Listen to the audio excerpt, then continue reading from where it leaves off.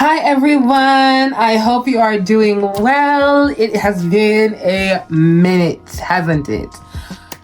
Yo, guys, I just want to be honest and say I just had a lot going on in my personal life and I really just needed time to properly process and deal with those emotions. I didn't want to come on here all sad, giving half-assed energy. I really needed to process these things. And yeah, I'm just in a stage in my life now where I'm trying to give my emotions the vocalization and the space they need to be felt.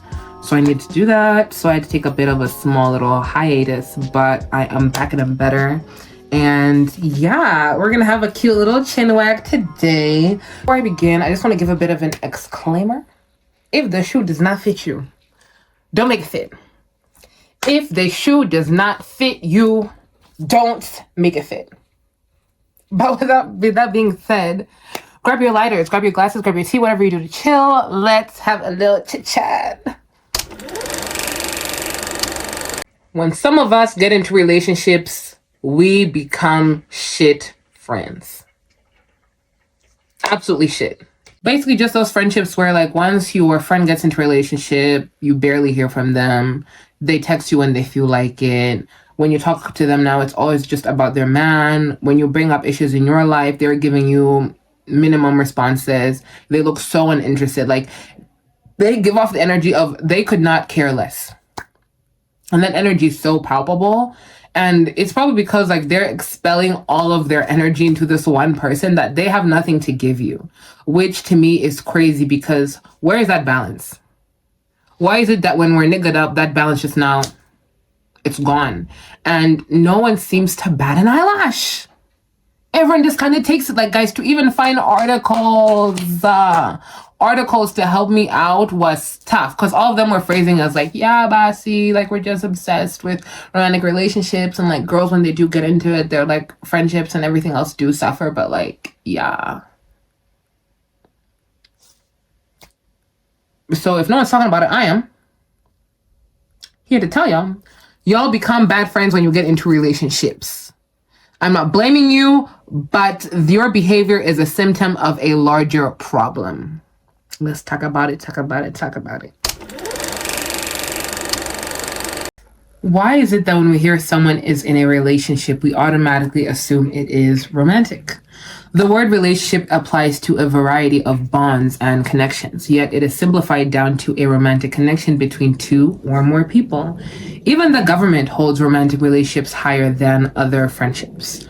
Getting married comes with certain benefits and privileges that people who are just friends don't get, even though that we've seen that some friendships are just as impactful and long-lasting as these marriages, but they're not seen as serious, or they're kind of anyway, just because they're not romantic in nature.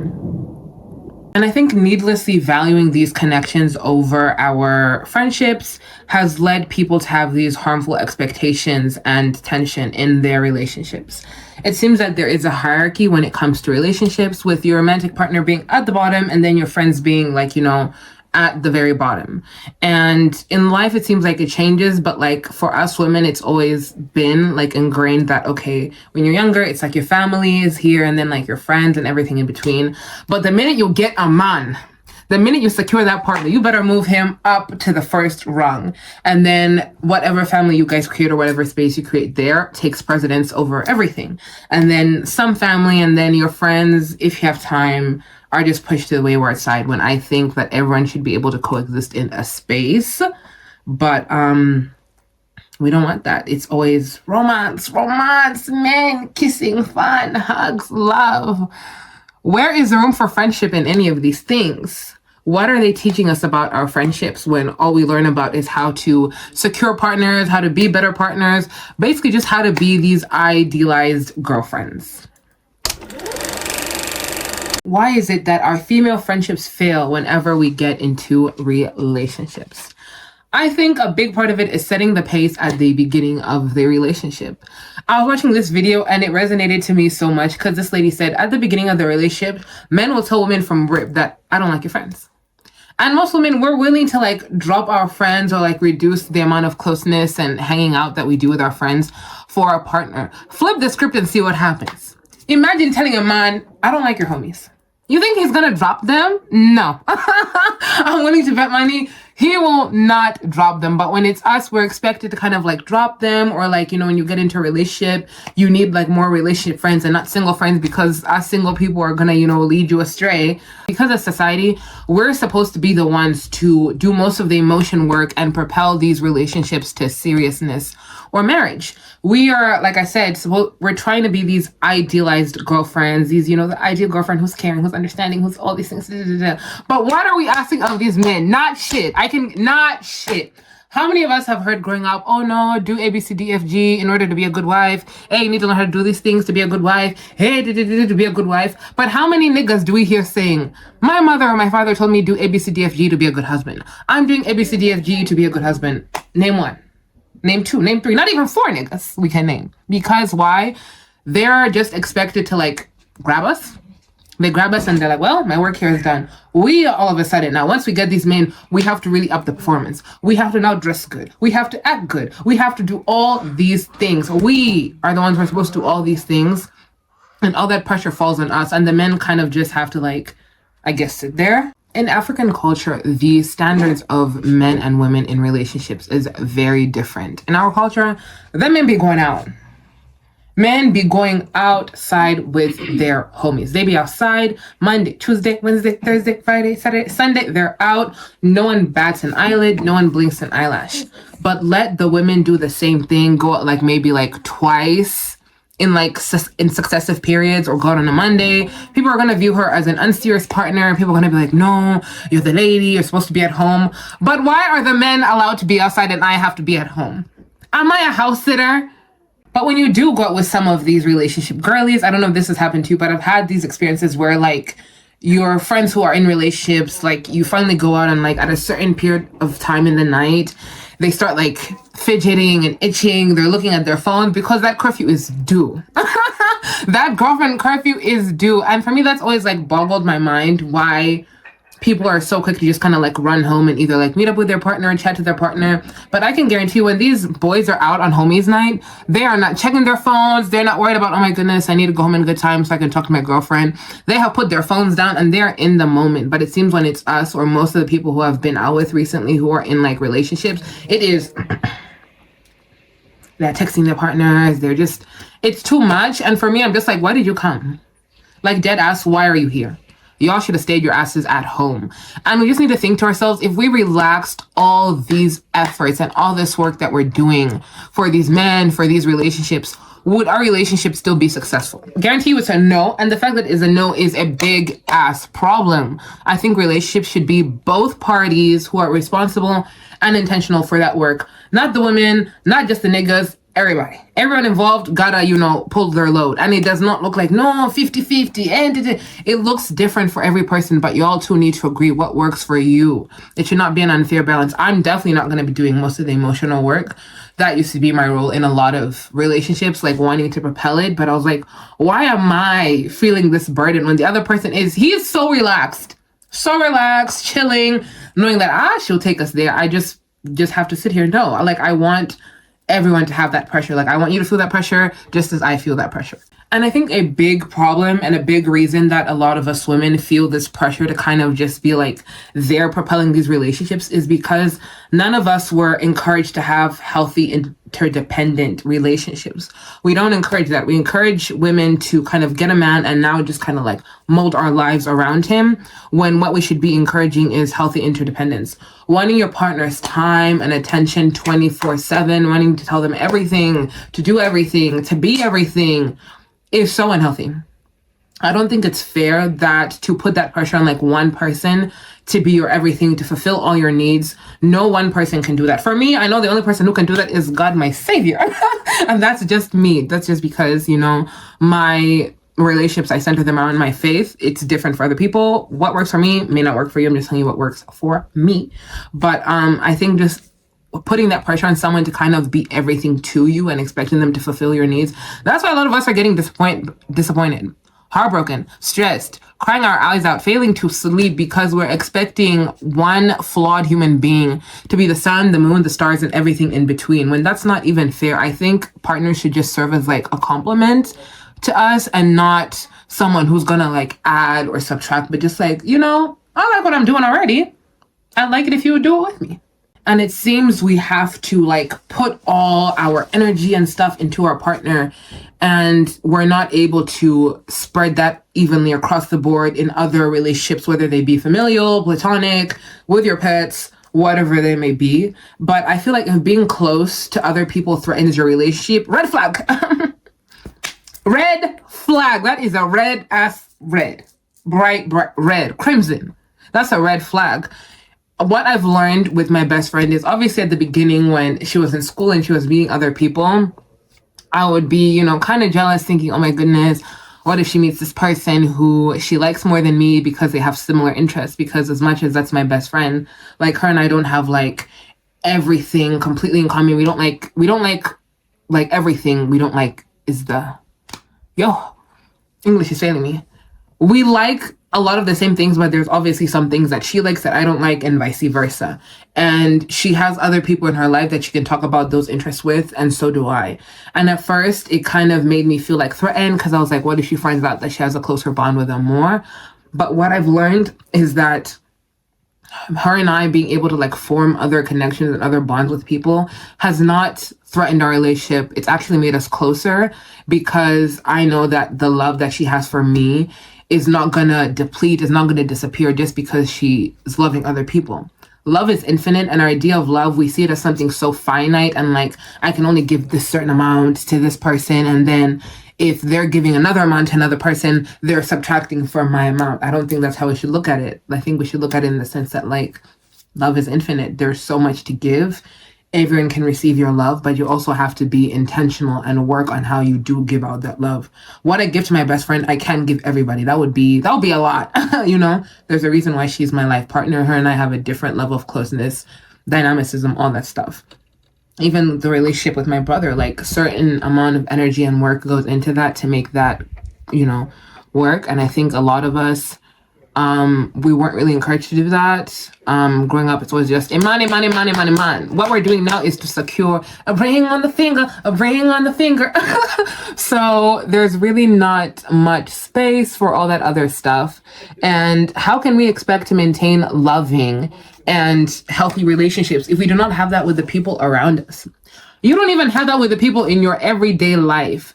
And we're told that we're saving all of our love, we're saving all of our good traits, we're saving all of this work for this one person who may leave us, versus all the people we've had in our lives for years upon end who are like, yeah, like, I love you, and but now this person, I need to just give everything to make this work.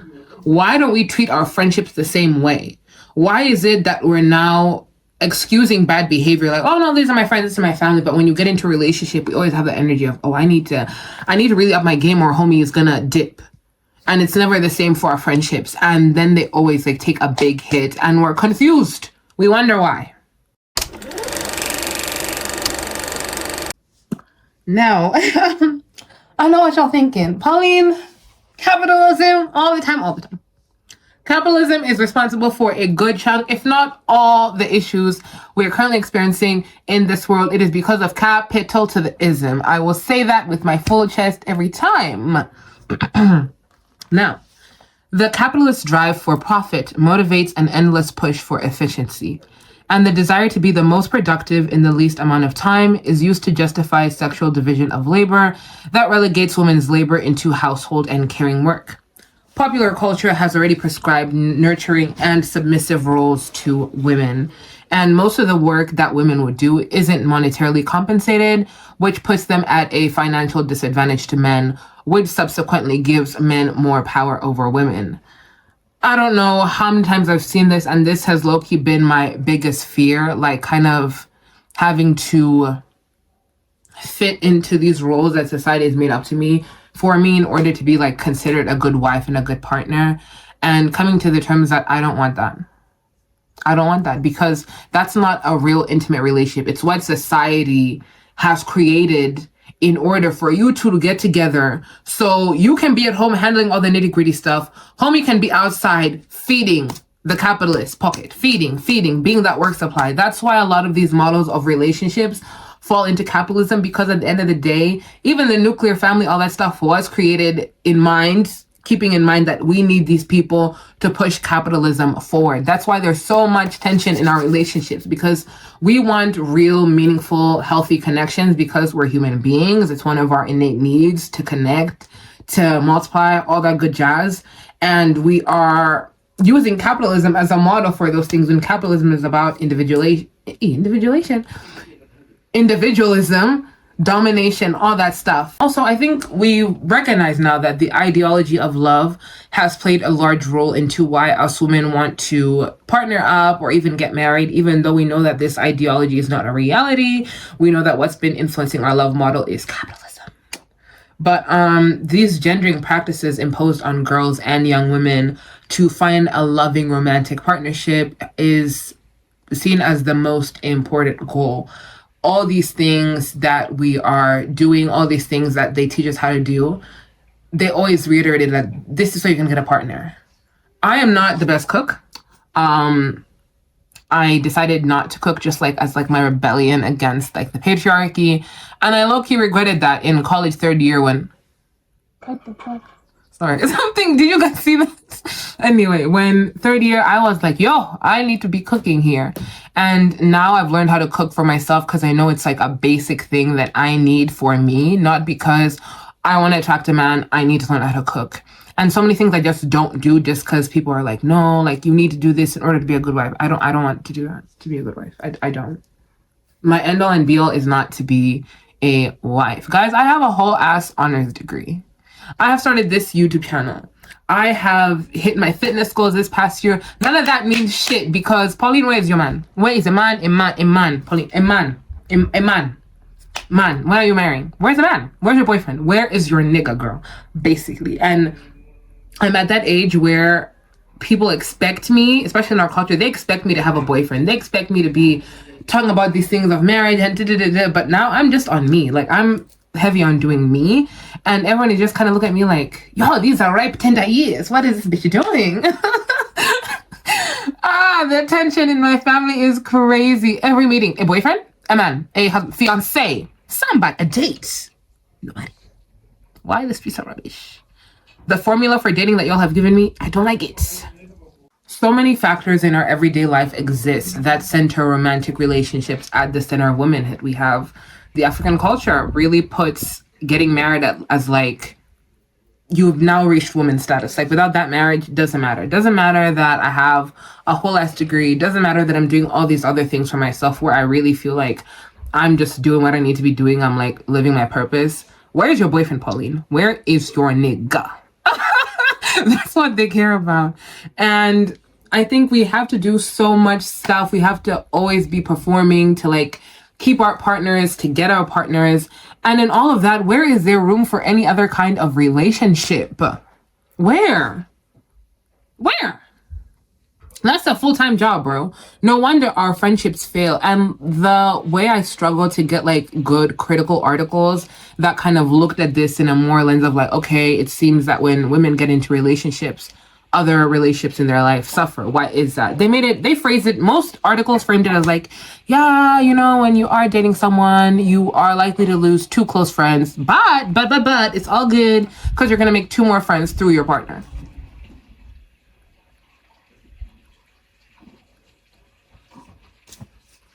And we're just supposed to be like, yeah, totally, I get that. Like, why aren't you asking why is it that these women lose 2 close friends? Guys, if I lost 2 close friends, that's probably like half of my roster. More than half of my roster gone. Like, I cannot imagine losing 2 close friends and then gaining more through my partner. And you're just supposed to be like, okay, yeah, that's how it's supposed to... No. But why are we not reading that men are losing 2 friends and regaining 2 new friends through their partner? A bunch of bullshit. What is society telling us about the importance of cultivating and having these healthy relationships outside of romantic love? Nothing. And it just further goes to reinforce people's action when they treat their friends like throwaways, placeholders until they secure a man. And even when I have seen this happening in like my life, where like I've had some friends and then like they get a partner and then all of a sudden like priorities shift and like it's just not the same. Even like bringing up some of these grievances to like family members, they make it seem like, yeah, Basi, this is just what happens. Like, you get into a relationship and for me, I can't imagine that. Like, I cannot imagine getting into a romantic relationship. Now, let me not sit here and act like I never did this. I'm sure there's some things in the past that I've done where my friends can be like, but granted, I have been single for 5 years, and through that time, I think pouring into my relationships with like my best friend, my brother, all my other close friendships, even my pets. Like, I have like a good relationship with my pets. If anything, they've taught me like patience and like how to handle different things. So yeah, that's what I have been doing, and I feel like in doing that, and actually all those things that people say that I should save for my romantic partners, pouring that into all of my other friendships has helped me immensely. And like now, like that's not really at like the center of my mind. Like, okay, I need to keep doing this to perform to get a romantic partner. Do I want one? Yeah, sure. But if I don't get one, I'm okay with that, because I know that I have all these other areas in my life where I'm fulfilled, and I didn't have to change myself or do a jig just to secure a man because society wants me to do that and to keep endorsing capitalism. But what can be done? What can we do? What can we do? What can we do to start decentering romantic relationships, all this relationship talk from our lives? These are just some things that I started doing that helped me kind of not be so like obsessed with like romantic love, getting into romantic relationships. I think the first thing that we need to do is start decentering our lives around our romantic partners. In the past, when I'd get into relationships, like I would just get so like obsessed with that person, enamored with that person, like they would take up all my time, energy. Y'all remember those days in high school when we would be literally like on the phone just from sun up to sundown, being on FaceTime calls until freaking like 5 a.m, tired the next day, didn't get anything done, falling asleep with this person on the phone. Just so many like unhealthy tactics to like secure a partner, when what we needed was just to practice boundaries and be like, you know what? It's 10:30, I'm tired, I'm going to bed. I'm gonna talk to you tomorrow. That easy. And another one is taking the time to court the people in our lives the way we would romantic partners. Since I've been home, I've been trying to like find community with people and like, just meet some friends, because, I'm in that stage in my life where like I've realized that I do want like good community around me. I don't want to do things alone, and I want like, some steady people in my life. And I've been courting them. Whereas like, before, like you meet up like a few times and it's like, oh my goodness, we're friends. Like, no, you're not friends. I think for someone to be a friend, that takes a lot of time and energy. And you both need to assess that, okay, are we both willing to put in time and energy?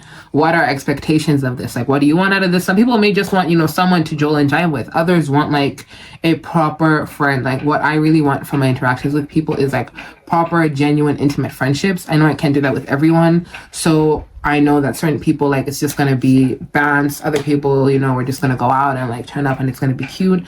And other people really want to form those raw relationships with me. Finding and developing relationships that are based on mutuality and having the discernment to know if this is a genuine individual or not. Granted, people be lying. People lie, people deceive, people play games. But usually there's like some gut instinct or like alarm bells usually go off where you know that, wait a minute, I am being played, and you need to either draw boundaries or leave. I used to be a thug it out kind of girl. Thug it out, ride or die, and I said, I don't want to die.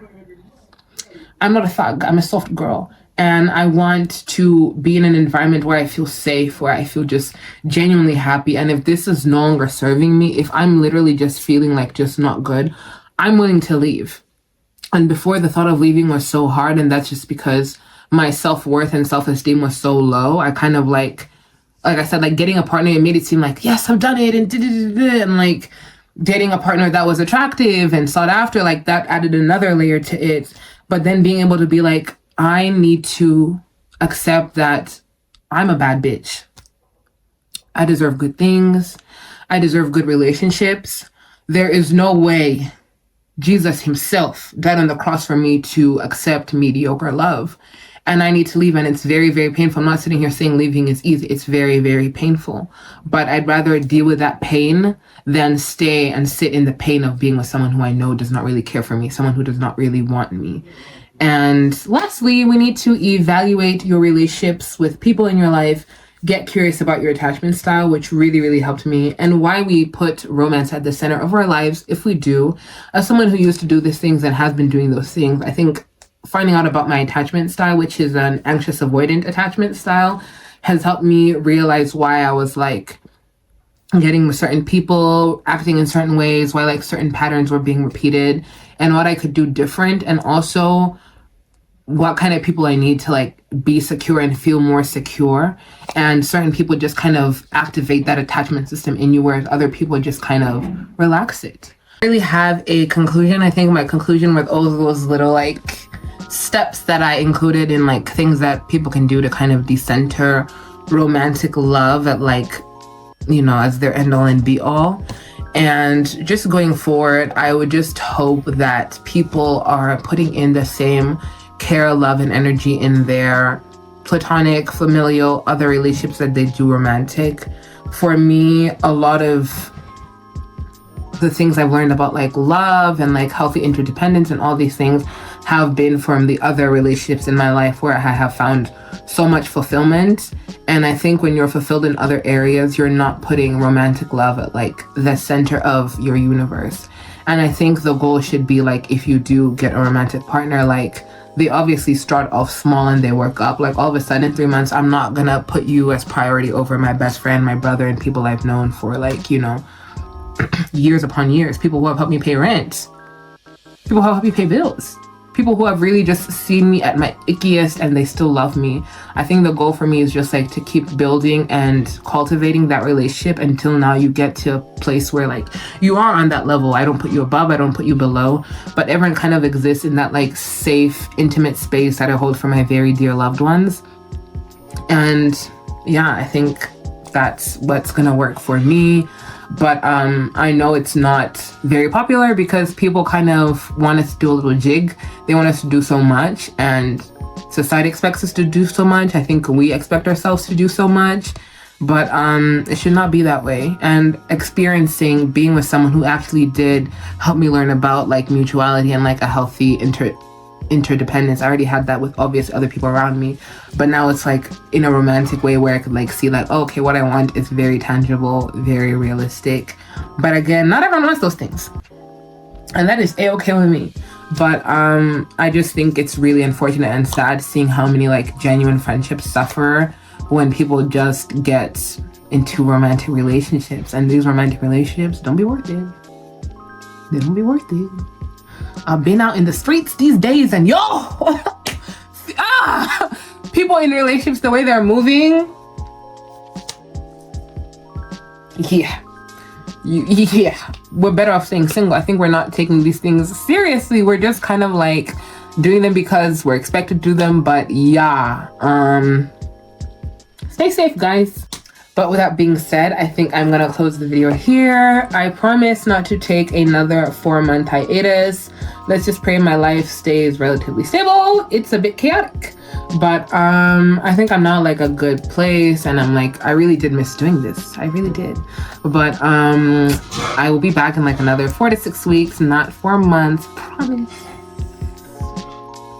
But other than that, thank you guys so much for taking the time to watch the video. Like, comment, and subscribe. Tell me what you all thought of this video. And if there's like any suggestions for like topics that you guys want me to discuss, I have like about like 20 possible topics I want to talk about. But you know, if there's anything else that you guys want me to talk about, I'm more than willing, more than down. Other than that, y'all, have a good day, stay safe, and until next time.